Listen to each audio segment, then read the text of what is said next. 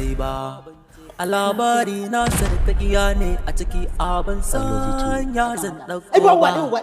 Za ka so mutum ka so shi don ba wai domin komai ba. Wata rana in mu ne, wata rana ba mu ne ba.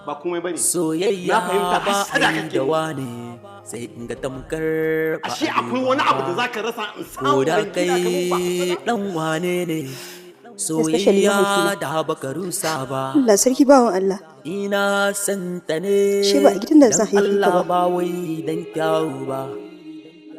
Ina santa ne. Kullum muna bincike cikin littattafan addinin musulunci domin binciko muku ingantattun magunguna da suka yi daidai da matsalar da suke damun a halin yanzu. Musamman masu fama da matsala na masturbation, ma'ana istimina'i. Istimina'i shine wasa da al'aura don biya wa kai bukata. Yana haifar da illoli a jikin ɗan adam kamar haka.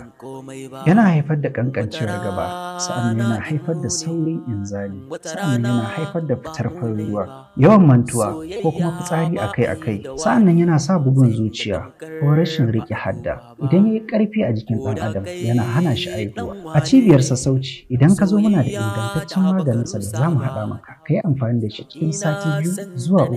Ka yi flushing ɗinsa gaba ɗaya da iznillah.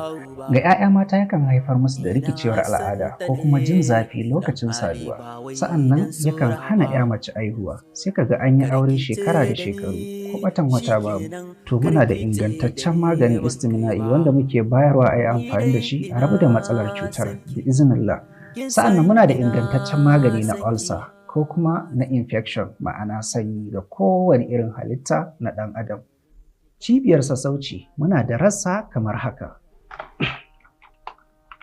Babban ofis ɗinmu yana nan a cikin garin Kano.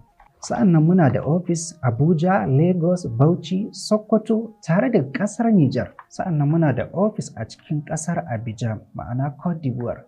Da kuma ƙasa mai tsarki wato Saudiya da kuma ƙasar Libya da Benin. Sa'an nan muna tura saƙon maganinmu a ko'ina kake a faɗin duniya cikin awa 24 saƙonka zai isa gare ka bi iznillah. Sa'an nan cibiyar sassauci duk ofisoshinmu ba mu da ofis a ƙasar Benin sai saman Benin. A kiyaye, mun gode sosai. Kwanukan suna ciki ba. Kuma na yau?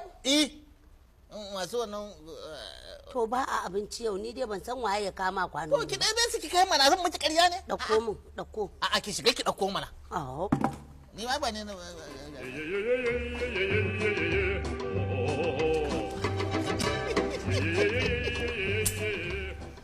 Tarko na ya faɗa ya bura.